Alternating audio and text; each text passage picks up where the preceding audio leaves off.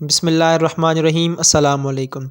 आज हम एक पेपर सॉल्व करेंगे इस्लामाबाद पुलिस का, जो उन्होंने कांस्टेबल को अपॉइंट करने के लिए लिया था रिसेंटली 31 दिसंबर 2022 को, मतलब आज से कुछ 15 दिन या 10 दिन पहले। तो पास्ट पेपर सॉल्व करने का एक ये फ़ायदा होता है कि काफ़ी सारी टेस्ट क्या होती है, अक्सर पास्ट पेपर वाले क्वेश्चन जो है ना रिपीट होते हैं, तो इस वजह से हम पास्ट पेपर भी सॉल्व करेंगे, दूसरे क्वेश्चंस भी देखा करेंगे। तो आज की वीडियो में हम पास्ट पेपर सॉल्व करेंगे एक कांस्टेबल पुलिस का इस्लामाबाद का। सबसे पहला क्वेश्चन था, करारदाद मकासिद कब मंजूर की गई। करारदाद मकासिद, जिसे हम इंग्लिश में ऑब्जेक्टिव रेजोल्यूशन भी बोलते हैं, तो वो कब मंजूर की गई, ये क्वेश्चन था सबसे पहला इस्लामाबाद पुलिस में। तो उसका सही ऑप्शन है ऑप्शन सी, 12 मार्च 1949। 12 मार्च 1949 को ऑब्जेक्टिव रेजोल्यूशन पास की गई। ये बेसिकली एक ड्राफ्ट था जिसके मद्देनज़र रखते हुए पाकिस्तान का पहला आइन बना था, और ऑब्जेक्टिव रेजोल्यूशन जो है वो हमारे हर कॉन्स्टिट्यूशन का प्रीएम्बल पार्ट था, सबसे पहला पार्ट था। ये जब ऑब्जेक्टिव रेजोल्यूशन बन गया था तो पाकिस्तान को एक आइडिया मिल गया था कि हमारा कॉन्स्टिट्यूशन इस तर्ज का होना चाहिए। अगला क्वेश्चन है, पाकिस्तान में बिजली बनाने का सबसे बड़ा ज़रिया कौन सा है। दुनिया तो काफ़ी तरक्की कर गई है, उन्होंने काफ़ी सारे जो हैं चीज़ें इन्वेंट की हैं, उनसे वो बिजली बनाते हैं। जैसे काफ़ी सारे मुल्क कचरे से बिजली बनाते हैं, उनसे एनर्जी को यूटिलाइज़ करके बिजली बनाते हैं, लेकिन पाकिस्तान हमारा वहीं पर टिका हुआ है। तो इस क्वेश्चन का सही ऑप्शन है ऑप्शन ए, थर्मल। अगला क्वेश्चन है, अक़वाम मुत्तहिदा के सेक्रेटरी जनरल का नाम क्या है। इसमें पेपर का पैटर्न ये था कि क्वेश्चंस जो भी थे ना वो उर्दू में पूछे गए थे। अक़वाम मुत्तहिदा means UNO, United Nations Organization. उनका जो सेक्रेटरी जनरल है उसका नाम इस क्वेश्चन में पूछ रहा है। तो उसका सही ऑप्शन है option D, Antonio Guterres. Guterres या गटर्स, जो भी आप बोले हैं, नाउन है, जैसे भी बोल सकते हैं। एंटोनियो गटरेस, जिसका ताल्लुक़ है पुर्तगाल से। एक और क्वेश्चन यहाँ पर आ जाता है कि यूएनओ बनी कब थी, अक़वाम मुत्तहिदा कब बनी थी। तो वो बनी थी 24 अक्टूबर 1945, 1945 को बनी थी, जब वर्ल्ड वार ख़त्म हो गई थी। एक और क्वेश्चन आ जाता है कि पाकिस्तान ने उसे कब ज्वाइन किया था। पाकिस्तान ने उसको ज्वाइन किया था 30 सितंबर 1947, ठीक अपनी आज़ादी के एक माह बाद। एक और क्वेश्चन आ जाता है कि पाकिस्तान जब यूएनओ को ज्वाइन कर रहा था, अक़वाम मुत्तहिदा को, तो कौन से एक कंट्री ने अपोज़ किया था पाकिस्तान की ज्वाइनिंग को। तो वो है हमारा पड़ोसी मुल्क, land locked graveyard of Mughal umpires, graveyard of umpires, Afghanistan. अगला क्वेश्चन है, जनूबी एशिया के ममालिक की तंजीम का क्या नाम है।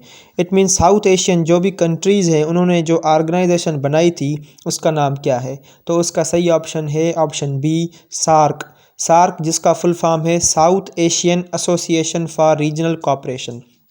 कुछ एक्स्ट्रा इन्फॉर्मेशन देख लेते हैं कि ये ऑर्गेनाइजेशन बनी कब थी। तो इसका क़याम हुआ था 8 दिसंबर 1985 में। इसका क़याम किया गया था ढाका में, ढाका जो कि बांग्लादेश का कैपिटल भी है।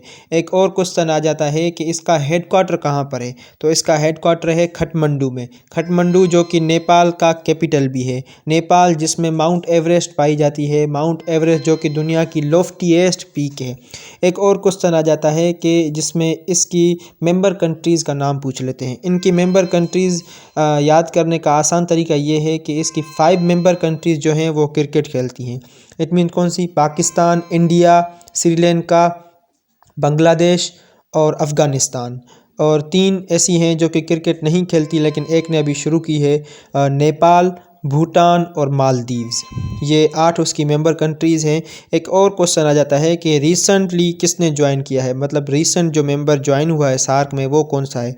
तो वो है अफ़गानिस्तान। अफ़गानिस्तान ने 2007 में सार्क को ज्वाइन किया था। पहले सार्क के 7 मेंबर थे, अब 8 इसके मेंबर स्टेट्स हैं और 9 इसके ऑब्जर्विंग स्टेट्स हैं। अगला क्वेश्चन था, पाकिस्तान का मैनचेस्टर किस शहर को कहा जाता है। इस क्वेश्चन में ये पूछ रहा है कि पाकिस्तान के कौन से शहर को मैनचेस्टर कहा जाता है। तो उसका सही ऑप्शन है option A, Faisalabad is called the Manchester of Pakistan. Faisalabad, जिसे पाकिस्तान का मैनचेस्टर कहा जाता है, और फैसलाबाद का पुराना नाम था लियालपुर। एक और क्वेश्चन आ जाता है कि पाकिस्तान के सबसे बड़े शहरों में फैसलाबाद का कौन सा नंबर है। तो सबसे बड़ा शहर पाकिस्तान का पहले नंबर पर कराची है, दूसरे नंबर पर लाहौर है, तीसरे नंबर पर फैसलाबाद है। अगला क्वेश्चन है, इस्लामी ममालिक में सबसे ज़्यादा आबादी रखने वाला मुल्क कौन सा है। इसमें पूछ रहा है कि इस्लामी जो भी मुल्क हैं सारी दुनिया में 57 इस्लामिक कंट्रीज़ हैं, उनमें से सबसे ज़्यादा आबादी रखने वाला मुल्क कौन सा है। तो उसका सही ऑप्शन है ऑप्शन सी, इंडोनेशिया। इंडोनेशिया में सबसे ज़्यादा मुसलमान रहते हैं मुस्लिम कंट्रीज़ के। और एक और क्वेश्चन आ जाता है कि मुसलमान मुल्कों में सबसे ज़्यादा एरिया रखने वाला मुल्क कौन सा है, तो वो है कज़ाकिस्तान। अगला क्वेश्चन है, ड्यूरन लाइन कब बनाई गई थी। ड्यूरन लाइन जो कि पाकिस्तान और अफ़गानिस्तान के बीच में बाउंड्री लाइन भी है मॉडर्न अभी दौर में, तो ये असल में बनाई कब गई थी। तो उसका सही ऑप्शन है ऑप्शन सी, 1893 में ड्यूरन लाइन बनाई गई थी, जो कि अभी पाकिस्तान और अफ़गानिस्तान के बीच में बाउंड्री लाइन है। और पाकिस्तान और इंडिया के बीच में जो बाउंड्री लाइन है उसको कहते हैं red Cliff line. Azad Kashmir और जम्मू कश्मीर के बीच में जो लाइन है उसे बोलते हैं LOC, line of control. India और चाइना के बीच में जो बाउंड्री लाइन है उसको हम बोलते हैं LAC, line of actual control. अगला क्वेश्चन है, OIC के मेंबर ममालिक की क्या तादाद है। OIC जिसका फुल फॉर्म है the organisation of Islamic cooperation, तो इसके टोटल कितने जो ममालिक हैं उसके मेंबर कंट्रीज़ हैं। तो उसका सही ऑप्शन है ऑप्शन ए, 57। जितने भी इस दुनिया में इस्लामिक कंट्रीज़ हैं वो सारे इसके मेंबर हैं। और एक और क्वेश्चन आ जाता है कि इसका क़याम कब हुआ था, ये बनी कब थी। तो 25 सितंबर 1969 को ये बनी थी। और एक और बात है कि 57 में से जो 56 कंट्रीज़ हैं, 56 कंट्रीज़, वो सारे जो हैं वो UNO के मेंबर हैं एक्सेप्ट फ़लस्तीन जो हमारा है वो ऑब्ज़र्विंग स्टेट है UNO का। UNO के 2 ऑब्ज़र्विंग स्टेट हैं जो कि ऑब्ज़र्विंग नहीं, जो उसके मेंबर ही नहीं है। एक है फ़लस्तीन और एक है वेटिकन सिटी।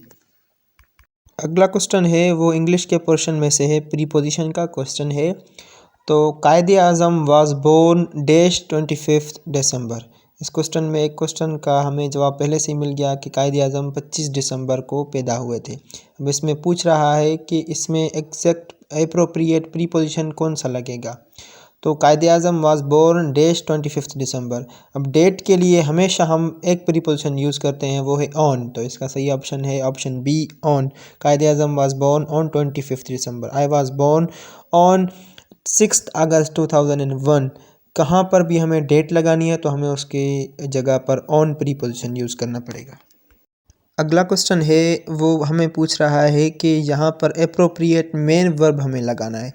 एक होते हैं मेन वर्ब, दूसरे होते हैं हेल्पिंग वर्ब। ठीक है, हेल्पिंग वर्ब हमारे कौन से होते हैं, do, does, is, am, are, will, shall और हैव, हैज़, हैड, ये हमारे हो गए हेल्पिंग वर्ब। यहाँ पर क्वेश्चन बोल रहा है कि यहाँ पर एप्रोप्रिएट हमें मेन वर्ब इस्तेमाल करना है। डज शी डैश इंग्लिश नीचे ऑप्शन दिए हुए हैं, स्पीक्स, स्पीक, स्पोक, स्पोकन। अब यहाँ पर इंट्रोगेटिव हमारे पास सेंटेंस है प्रेजेंट सिंपल का। अब यहाँ पर इंट्रोगेटिव जब भी सेंटेंस हम बनाते हैं तो हम हेल्पिंग वर्ब को आगे लाते हैं, और जो हमारा मेन वर्ब है वो हमारा सिंगुलर फॉर्म में ही रहेगा और फर्स्ट फॉर्म में रहेगा। तो इसका सही ऑप्शन है option B, does she speak English. Main verb यहाँ पर जो है वो फर्स्ट फॉर्म में ही रहेगा। अगला क्वेश्चन है, पाकिस्तान का सबसे बड़ा सहरा कौन सा है। पाकिस्तान में सबसे बड़ा रेगिस्तान कहाँ पाया जाता है या कौन सा है। तो उसका सही ऑप्शन है ऑप्शन सी, थर is the largest dessert of Pakistan. थर जो कि पाकिस्तान का सबसे बड़ा डिज़र्ट है, और Thar in terms of area Sindh का सबसे बड़ा डिस्ट्रिक्ट है। सिंध जिसमें 30 डिस्ट्रिक्ट हैं, पहले 29 थे, अभी क्यामाड़ी को उसमें ऐड किया गया है, तो 30 डिस्ट्रिक्ट हैं और 7 डिवीज़न से। थर जो कि इन टर्म्स ऑफ एरिया, तो in terms of area Sindh का सबसे बड़ा डिस्ट्रिक्ट है, और दुनिया का सबसे बड़ा सहरा वो है सहारा डिज़र्ट जो कि अफ्रीका में पाया जाता है। अगला क्वेश्चन है, पाकिस्तान के ऐवान ज़ेरी के मेंबरान की क्या तादाद है। इस क्वेश्चन में सिंपली ये पूछ रहा है कि पाकिस्तान का जो लोअर हाउस है जिसे हम नेशनल असेंबली बोलते हैं उसमें कितने मेंबर्स हैं। तो उसका सही ऑप्शन है ऑप्शन ए, 342 मेंबर है हमारे नेशनल असेंबली में, और हमारे अपर हाउस जिसे हम सेनेट बोलते हैं उसमें 104 सीट्स हैं। अगला क्वेश्चन है, सुप्रीम कोर्ट ऑफ पाकिस्तान में कुल जजेस की क्या तादाद है? पाकिस्तान की जो एपेक्स कोर्ट है, जो हाईएस्ट कोर्ट है, सुप्रीम कोर्ट ऑफ पाकिस्तान, उसमें कुल कितने जजेस होते हैं? तो उसका सही ऑप्शन है ऑप्शन डी 17। एक चीफ जस्टिस ऑफ पाकिस्तान होता है, दूसरे 16 जो हैं वो दूसरे जजेस होते हैं। अगला क्वेश्चन है, रमज़ानुल मुबारक इस्लामी कैलेंडर का कौन सा महीना है? जो हमारे इस्लामिक महीने हैं उनमें रमज़ान का कौन सा नंबर है? तो उसका सही ऑप्शन है ऑप्शन सी 9वां महीना है रमज़ान, 9th मंथ है रमज़ान इस्लामिक कैलेंडर में। इस्लामिक कैलेंडर में आपको तरतीब से बता देता हूँ, इनमें से क्वेश्चन भी कभी कभार आ जाते हैं। तो मुहर्रम, सफ़र, रबीउल अव्वल, रबीउल सानी, जमादुल अव्वल, जमादुल सानी, रजब, शौबान, रमज़ान, शवाल, ज़ुल्क़द, ज़ुल्हज।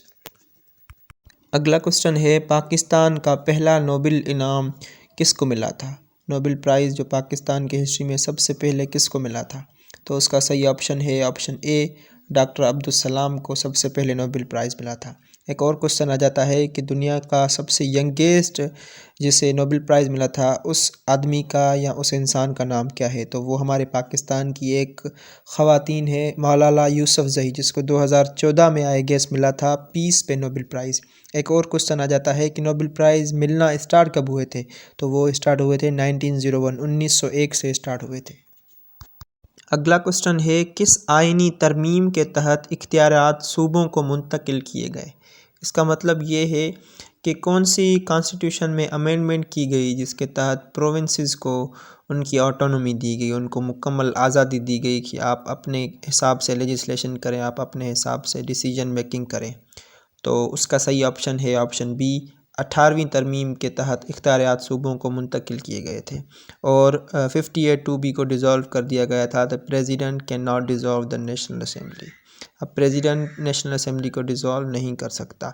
ये 18th अमेंडमेंट हुई थी 2010 में, आसिफ जरदारी ने ये बिल पास करवाया था। अगला क्वेश्चन है, फ़तह मक्का कब हुई थी?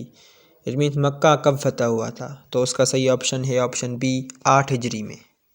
अगला क्वेश्चन है, एक बाइट में कितने बिट्स होते हैं?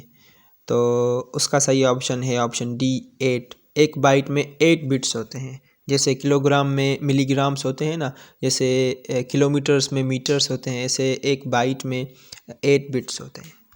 अगला क्वेश्चन है, पाकिस्तान और चीन के दरमियान मुआशी मुआहदे का नाम क्या है? पाकिस्तान और चीन के ताल्लुकात के बारे में मशहूर है कि higher than Himalayas and deeper than Pacific Ocean. तो उनके बीच में दो मुआशी मामला जो मुआहदे होते हैं, एक मशहूर मुआहदा है, उसका नाम क्या है? तो उसका सही ऑप्शन है ऑप्शन बी सीपेक।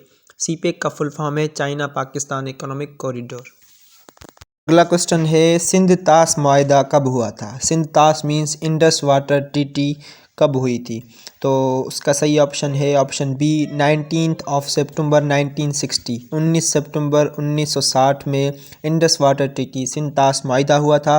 पाकिस्तान की तरफ से आए थे फील्ड मार्शल मोहम्मद अयूब खान और इंडिया की तरफ से आए थे श्री जवाहरलाल नेहरू। इन दोनों के बीच में ये मुआहदा साइन हुआ था और बीच में एज ए ब्रोकर काम कर रहा था वर्ल्ड बैंक। अगला क्वेश्चन है, खुतबा इलाहाबाद कब दिया गया था? खुतबा इलाहाबाद जो कि अल्लामा मोहम्मद इकबाल ने दिया था इलाहाबाद में, जिसको खुतबा इलाहाबाद कहा जाता है, वो कब दिया गया था? तो उसका सही ऑप्शन है ऑप्शन ए 29 दिसंबर 1930 में दिया गया था खुतबा इलाहाबाद अल्लामा इकबाल के दौरान। अगला क्वेश्चन है, निशान हैदर पाने वाले अफसरान की क्या तादाद है? निशान हैदर जब से मिलना स्टार्ट हुआ है तो टिल प्रेजेंट पाकिस्तान में कितने निशान हैदर लोगों को अनाउंस किए गए हैं? तो उसका सही ऑप्शन है ऑप्शन डी 11। आज तक 11 निशान हैदर जो हैं वो अफसरान को मिले हैं।